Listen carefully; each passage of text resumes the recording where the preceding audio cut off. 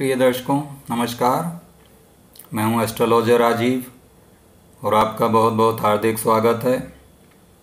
दर्शकों, जैसा आप जानते हैं कि ज्योतिष में विभिन्न प्रकार के योग होते हैं और किसी भी कुंडली को देखने के लिए योगों का अध्ययन बहुत आवश्यक है। बिना योगों को जाने हुए हम कुंडली का पूर्ण विवेचन नहीं कर सकते हैं और किसी भी जातक के बारे में पूर्ण रूप से भविष्यवाणी नहीं कर सकते हैं जब तक कि कुंडली में जो योग हैं उनके बारे में हमको पता हो। अब योग जो हैं वो भिन्न प्रकार के होते हैं, जैसे कि नीच भंग राजयोग, विपरीत राजयोग, और कुछ शुभ योग होते हैं, कुछ अशुभ योग होते हैं। तो इसी क्रम में मित्रों, मैं आज आपसे जिस योग के बारे में चर्चा करने जा रहा हूँ वो है गज केसरी योग। गज केसरी योग, जैसा इसके नाम से ही विदित है कि गज माने होता है हाथी और केसरी सिंह के लिए प्रयुक्त होता है। तो गज केसरी से तात्पर्य यह है कि एक बहुत ही महान और शक्तिशाली योग गज केसरी योग कहलाता है। गज केसरी योग में जन्म हुआ जातक बहुत ही प्रतापी, ऐश्वर्यशाली, धनी, मान सम्मान को प्राप्त करने वाला होता है। तो गज केसरी योग बनता किस प्रकार से है?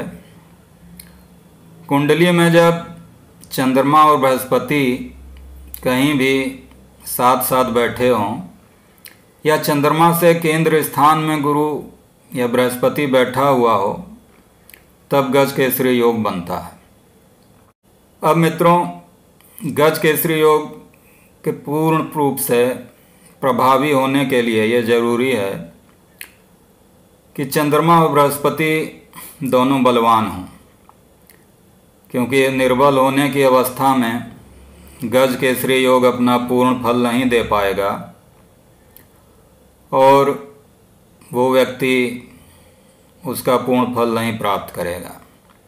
अब क्योंकि गज केसरी योग बहुत ही कुंडलियों में पाया जाता है, लेकिन हर कोई व्यक्ति ना ही उतनी ऊंचाइयों को प्राप्त करता है, ना ही यश प्रसिद्धि प्राप्त करता है, जबकि गज केसरी योग एक बहुत ही प्रभावशाली योग है। तो इस योग में चंद्रमा और बृहस्पति का बलवान होना बहुत ही आवश्यक है। साथ ही ये भी देखना है कि चंद्रमा और बृहस्पति नीच राशि में तो नहीं है या वो सूर्य के द्वारा अस्त तो नहीं है। साथ ही यदि बृहस्पति किसी अशुभ भाव का स्वामी हुआ या किसी भी प्रकार से पाप प्रभाव में पीड़ित हुआ, तो उस स्थिति में ये योग अपना पूर्ण फल नहीं दे पाएगा और बृहस्पति के निर्बल होने की अवस्था में या चंद्रमा के निर्बल होने की अवस्था में अपना पूर्ण रूप से फल नहीं दे पाएगा। साथ ही ये भावों पर भी निर्भर करता है कि चंद्रमा और बृहस्पति यदि साथ बैठे हैं तो किन भावों में बैठे हैं। यदि ये छठे, आठवें, 12वें भावों में बैठे हुए हैं तो उस स्थिति में गज केसरी योग अपना पूर्ण रूप से फल नहीं देगा और बहुत ही कमज़ोर स्थिति में होगा। अब मित्रों, इसमें गज केसरी योग बनता क्यों है? क्योंकि चंद्रमा से केंद्र स्थिति में होने के कारण बृहस्पति का पूर्ण प्रभाव चंद्रमा पर पड़ता है और चंद्रमा स्वयं में एक लग्न के प्रकार कार्य करता है। तो लग्न पर बृहस्पति का प्रभाव पड़ने के कारण जातक को धन, मान, सम्मान और यश प्रसिद्धि की प्राप्ति होगी, क्योंकि बृहस्पति एक शुभ और सात्विक ग्रह है और धन का, प्रसिद्धि का कारक ग्रह है। तो चंद्रमा के ऊपर बृहस्पति का प्रभाव पड़ने के कारण ही गज केसरी योग का निर्माण होता है। अब ये ज़रूरी नहीं है कि बृहस्पति का ही प्रभाव पड़े। चंद्रमा पर यदि शुक्र और बुध का भी प्रभाव पड़ता हो और दोनों बलवान हों, नीच अवस्था में ना हो, ना ही अस्त हों, पूर्ण रूप से बली हों, तब भी गज केसरी योग बनेगा, क्योंकि चंद्रमा पर शुभ ग्रह की दृष्टि होगी और चंद्रमा शुक्र या बुध के प्रभाव में होगा, जो कि दोनों शुभ ग्रह हैं। अब मित्रों, इसमें शुभ ग्रह से मतलब यह है कि बृहस्पति यदि अशुभ भावों का स्वामी हुआ तो वो शुभ नहीं होगा और एक अशुभ ग्रह के प्रकार से कार्य करेगा यदि वो छठे, आठवें या 12वें भाव का स्वामी हुआ। वैसी अवस्था में गज केसरी योग अपना पूर्ण प्रभाव नहीं देगा, क्योंकि यहाँ पर बृहस्पति अशुभ ग्रह का स्वामी बनेगा। आइए दर्शकों, इसको एक उदाहरण से समझते हैं कि ये एक वृश्चिक लग्न की कुंडली है और वृश्चिक लग्न की कुंडली में बृहस्पति दूसरे और 5वें भाव का स्वामी बनता है और बहुत ही शुभ ग्रह वृश्चिक लग्न में बृहस्पति होगा, क्योंकि द्वितीय भाव और पंचम भाव दोनों शुभ ग्रह हैं और इन दोनों घरों का स्वामी होकर बृहस्पति एक शुभ और सात्विक ग्रह वृश्चिक लग्न की कुंडली में बनेगा।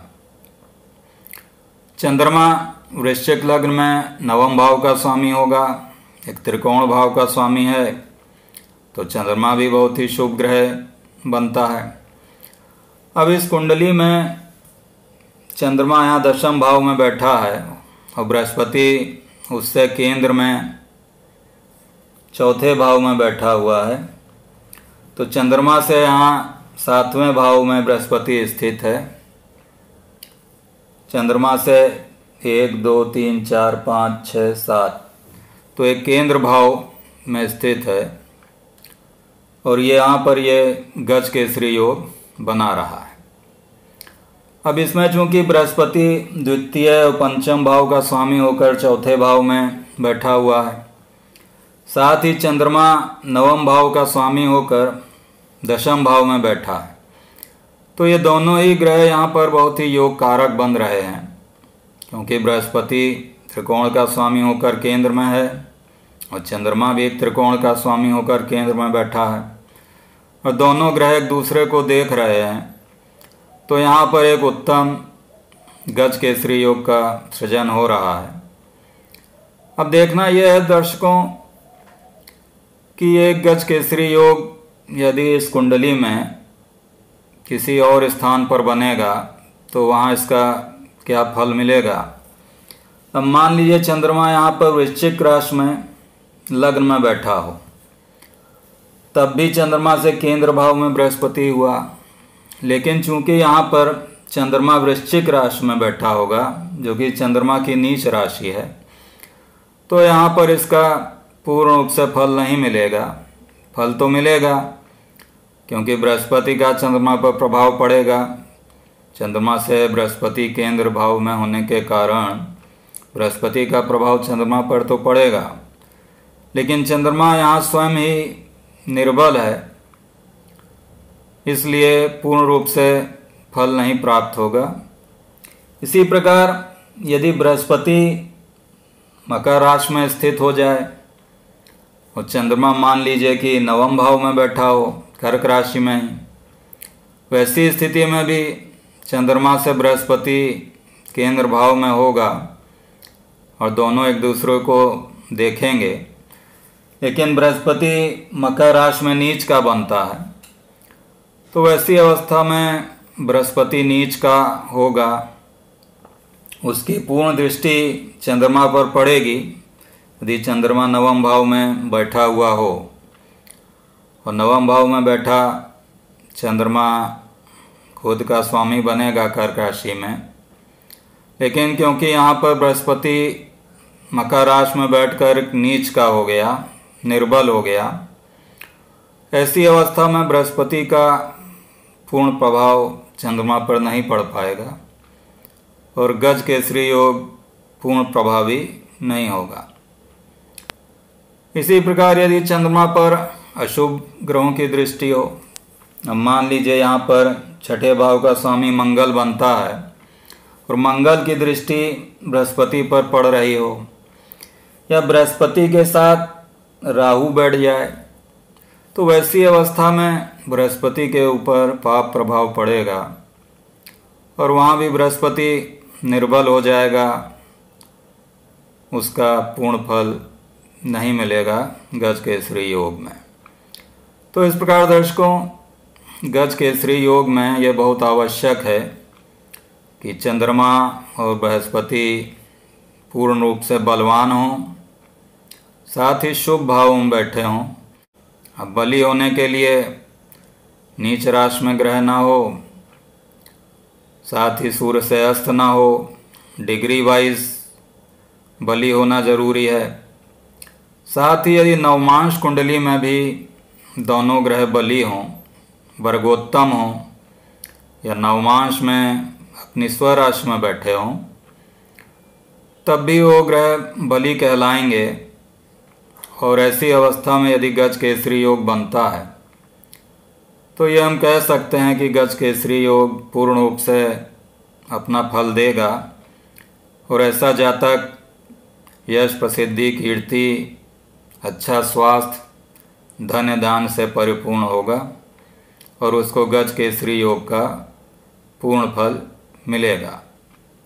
तो इस प्रकार दर्शकों, आपने जाना कि गज केसरी योग चंद्रमा और बृहस्पति के संयोग से बनता है। जब चंद्रमा के साथ बृहस्पति बैठा हो या चंद्रमा से केंद्र स्थान में बृहस्पति हो, तब गज केसरी योग का सृजन होता है और ये बहुत ही प्रभावशाली योग है। लेकिन इसमें बृहस्पति और चंद्रमा का बलवान होना आवश्यक है, तभी ये योग अपना पूर्ण फल प्रदान करेगा, अन्यथा इसका कुछ ही शुभ फल मिलेगा, पूर्ण फल जातक को नहीं प्राप्त हो सकता है। तो आशा है कि आपको मेरा ये वीडियो पसंद आया होगा और अपने अन्य वीडियो में जो आगे मैं बनाऊंगा आपको अन्य शुभ और अशुभ योगों के बारे में जानकारी दूंगा। धन्यवाद।